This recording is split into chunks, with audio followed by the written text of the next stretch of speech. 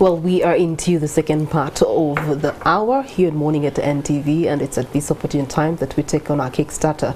My name is Priscilla Regina Naloga, pleased to be in your company. Now, this morning we're looking at the 2023 PLE results set for release anytime now.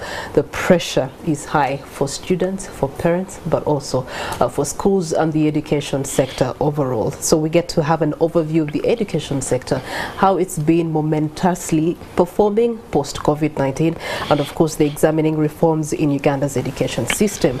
The backbone of it is that around this time every single year, except for the COVID-19 season, the Uganda National Examination Board does release PLE results. Now you do have the First Lady and Minister of Education and Sports, Janet Museveni, set to release those results as of today officially at Nakasero State House, and this signals the start of the 2024 academic year, and that means that the education system is now going to pick momentum thereafter, and the next thing you know, it will be back to business as usual. First term, second term, pressure of doing PLE for 2024 again, and the cycle does continue. But those that are part of this cycle, day in, day out, month in, month out, year in, year out, are here to give us their insights on this conversation. Join me to welcome Owek Kyewalabye. We are so glad to have you, Mr. Male, Director, Gombe Schools. And Gombe Schools is one of those schools when we were growing up. Alternatively, Gombe must be the alternative. You're most welcome, Owek Kyewalabye. Thank you very much. Good morning, viewers. Okay, next to him we do have the Vice-Chancellor of Victoria University, Mr. Muganga. You're most welcome and Happy New Year. Happy New Year to you too, Priscilla. Good morning, viewers. Thank you for tuning in. And you talked about Gombe. I remember giving it a choice. You see? High school. Yes. Mr. Mugwanya is also joining us for this conversation. It's a pleasure to have your company here. Thank you so much. Good morning, viewers. My name is Mugwanya Christopher, a proprietor, Clever's Origin Schools, and the National Treasurer of our association called PPEIAU, Proprietors of Private Education Institutions Association in Uganda. I may be free to say Happy New Year to all educationalists, because this is our 31st December of last year. Yeah. Okay, that's definitely has officially started. Now, speaking of last year, I would like to first have a reflection of the year 2023. It's the second year of stability as far as education restoration to the default setting is concerned. And in your reviews, what have been the opportunities, the misses, and the challenges? I'll start with the Owek Kyewalabye. Thank you very much. One, I have to first do a disclaimer. We have the Gombe Secondary School in Butambala. That's another one from the Gombe Schools. But because of the hype of maybe of our schools, because we're a set of schools right from Scooby-Doo International School, Gombe Junior School, which is a day and boarding, and St. Andrew Kagwa, Gombe High School in Kawala, and another one in Bujuko. And of course also Jimmy Sekasi Business Institute. So because of maybe of that concentration, I think we are trying to a bit of shadow, overshadow the traditional one, but we also 10 years in education, and we have that vibrance right from kindergarten up to tertiary. When we look at 2023, I think that's when the year when we had a bulk of learners moving after COVID, and I think quite a number of secondary schools received quite a bulk of students, because that's when we could see almost parents merging 3 classes, P5, P6 and P7, all of them became P7 and many were pushed to sit. So that's why most secondary schools received a bulk of learners more than probably they will receive this year. This year, of course, it's an opportunity. Whenever you have numbers coming in, I don't think it should be a challenge. It should be a good opportunity. And you know, there are also good problems in the society. So that was quite an opportunity that quite a number of learners were able at least to reorganize their academic system. And they are now in secondary schools, but also even in the lower primaries, again those who are still at home, also now be able to be offloaded into the primary schools. I think it was quite an opportunity. Also, it also gave the educationists to innovate, because when you are having 3 classes integrated almost in one, you have got senior ones who are just have skipped some classes in the primary, and these are the kind of innovations. And probably, as we talk in later in the program, the new curriculum is the best to address that kind of situation. That's what the challenge and the opportunity I take from the 2023. Okay. Of course, the other challenge, when there was a lot of noise on the fees increment, that was quite a big debate, largely among the parents, but also in the parliament. But of course, it was a little bit an over-amplified discussion. People are failing to understand the realities of the schools. If you close an institution, even if it's your own house, and you stay away for just 3 months, when you come back, there's quite a lot of work you need to do. And these schools, we are having 2 years closed down, nobody coming to their rescue, the banks are on our heads, everything, the food prices have gone up, things have changed, and people expected the schools to remain the same. So it really had that unfriendly bashing from every corner, but it's understandable. Whenever you go, you always want to bargain. That's why for the supermarkets, just put the tags on the products. There's no chance to bargain. You just pick and leave. Thank you. Okay. All right, Vice-Chancellor, let's hear from you as far as the education sector is concerned. You've been very pronounced 2023, and so we would like to know what have been your opportunities, your challenges, and of course the misses. Thank you very much, Priscilla. And I just want to take this very opportunity to thank these 2 gentlemen, Owek Kyewalabye Male and Mr. Mugwanya, and others like them. You know, I always tell people that education makes or breaks the country. When you see a person passionate about education, and they have gone beyond the passion. It is one thing to have the passion. Everyone is born with passion, but having the drive to live that passion, it is something commendable. Now they've gone ahead to even invest their resources into education. So that is what this country should commend them for, and all of us. So gentlemen, I really, really thank you for that service to this country. And of course, I come from the university, Victoria University. I never cease to thank, as we went through last year, thank all the parents who have really, really entrusted us with their children and young people or adults who have chosen to pursue their higher education with us. It is our resolve and commitment that we will always deliver higher education that works for this country. So now, let's begin with the opportunities that we really, really saw in this country. One, for me, he talked about the competence-based education curriculum. To me, that is one amazing start that we recognized or saw happen in the history of this country. And yes, the implementation may be still wanting, and people may not be very prepared. But I always tell people, if you are confronted with a choice to have a meeting with a dead man and the one who is in a coma, you rather have a meeting with a person who is in a coma, because there is hope that this person will wake up.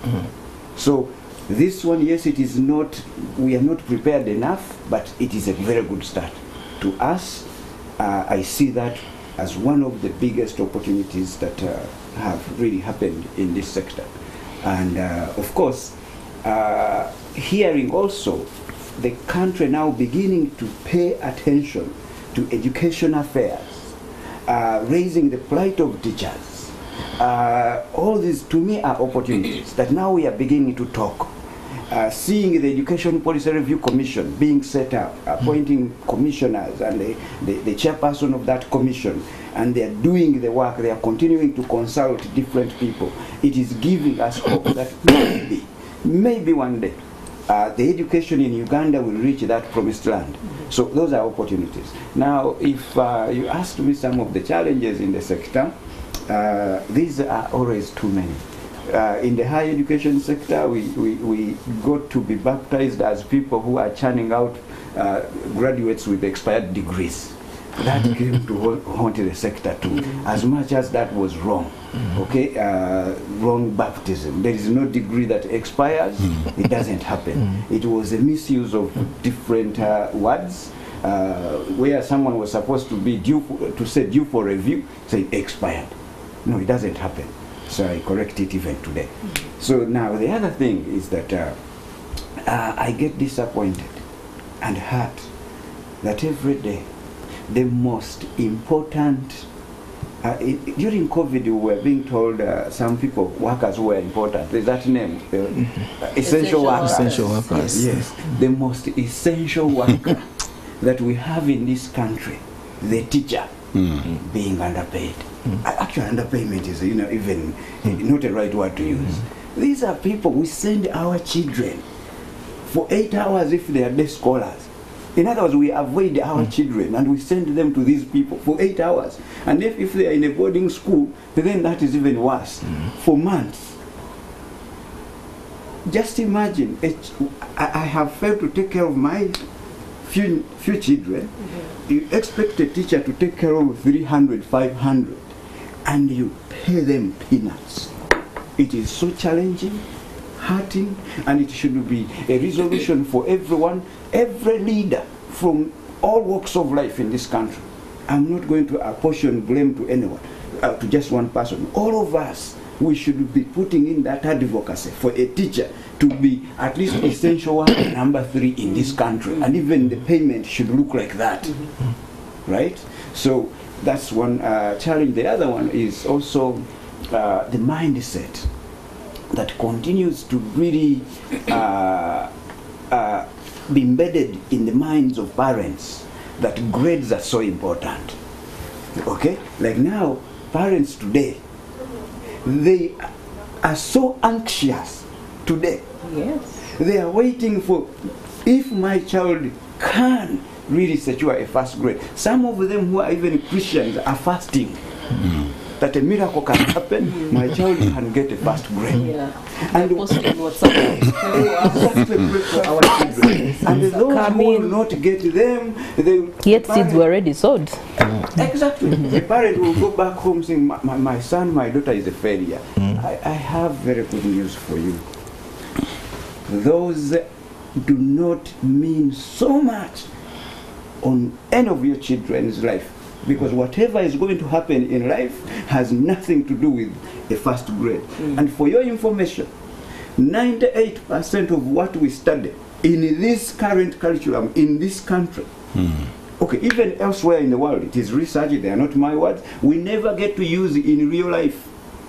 So if that is true, then why do you worry about a first grade? So it is something we should actually be obsessed to change in this country. And I have hope that mindset, one day soon, it will change, and we'll now look at, we'll now start looking at learning happening, competences. My child, when they went to primary 7, they came back with this, they can do this, they mastered this, they can even actually demonstrate it. That's what we are looking at, not that letter A or D1 or what or anything. So those are challenges that still dominate in this sector. And not even primary level, secondary level, university. We know very well that employers are not looking for your first classes or second class lower. They are looking for what you can do to solve the problems they have on a daily basis. Even if these are employers of teachers. They don't just look at, okay, yes, you got greater grades in your specialties, but can you do the job? That's what they are looking for. Competencies. Yes. Thank you. Okay. Oh, that leaves us with Mr. Mugwanya. That's a very task that you have equally too, from your perspective, and also, from the body's perspective. What is the take home from 2023? Opportunities, misses, as well as challenges. Okay. Thank you very much. Once again, I want to thank PPEIAU, the organization of the private schools, for entrusting me to represent them here. I'm now seated with Owek Kyewalabye and Dr. who is me from Akala Matendo Namtamba. Also thank the management of NTV for this program. I also begin with challenges. Challenge number one, which was stated it, many parents thought that maybe COVID was to be a continuous problem. So when the schools were reopened, even the ones who had a child in P4 wanted to use that opportunity to send that child to P7 to sit, so that is not locked out. So there was brain draining to us, some of us who are in primary. Whoever could read and write was made to sit for P7 because since they did with primary PPEIAU sitting, you don't need any record before. With the secondary, I'm sure that problem was not there. They were made to sit for those dead years, but in primary there was brain draining. So the children we have been having in P7 2023, teachers had to work hard to measure the standards of UNEB. Another challenge I think it is a very big challenge. The phasing out, closing out of the PTCs and whatever. As we talk now, there are no teachers, no training of teachers. I think it is going for 3 years, and many teachers are retiring. Every day they clock the 60 years. So, and parents are busy producing. So we have no teachers coming in. Parents are producing. Influx of students here. We are having that problem. I think. So universities are not graduating teachers. No, the teacher training colleges who used to get certificates. So for the last 3 years, they are not enrolling. Meaning they're only leaving diploma holders. And yet primary, you get teachers right from PTCs. Yeah, but can't you get a graduate? That is a process. The system, yes. But that's a debate for another day. We'll come back to that debate. Mr. Mugwanya, please continue. We shall be needed to use graduates. Yes. And with the private school, you know, using a certificate holder and a graduate, you know what it means. And the training is different. Yeah, even the training is very, very different. I think the government has to think about that. If a senior 6 can be a president, according to the requirements, why not a P2? Why do you want a P2 teacher or P1 teacher to be a graduate? So that is a very, very big challenge. And then opportunities, I think, amidst of all those challenges, I think our reasoning is sharpened. One of the reasons that's why Africans are not so much innovative, because of the limited challenges. The more challenges, the innovation is sharpened. So that's then another opportunity in 2023 is the introduction. I think it was introduced 2019, but it has kept on growing. Introduction of the new curriculum. It's not yet in the primary, but we are just praying that is also brought down. Like the doctor has been saying, instead of people fasting a grade and grade, I want a 4, you find somebody crying. Because either it still has to feed now into the new secondary, it should have studied in the primary. So the distortion in the education sector is another challenge for you. Not to even cut you short. You know what is even bothering us? We have it running now. Okay, not so smoothly, but it is running in lower secondary. But these people are sitting senior 4. I think this coming year. But no university is prepared to receive such that lot students. Yes, but university still has time. It's the lower the primary side that really needs to catch up and match up, so that there is not that distortion, especially for the end beneficiary, which is the student and the people themselves. That's good. Yes, all right. Well, we definitely have a lot of challenges and opportunities that have been presented, but I think innovation is one of them. That post-COVID-19, at least as proprietors and parts of the education system, there's been an element to push you outside the usual box and be more innovative and creative on how to extend education to the greater masses. And also the new curriculum under the Ministry of Education is one that was received with joy and gladness. Now PLE is before us, and we want to look at how that is going to transform 2024 as far as the education sector is concerned. That conversation coming up right after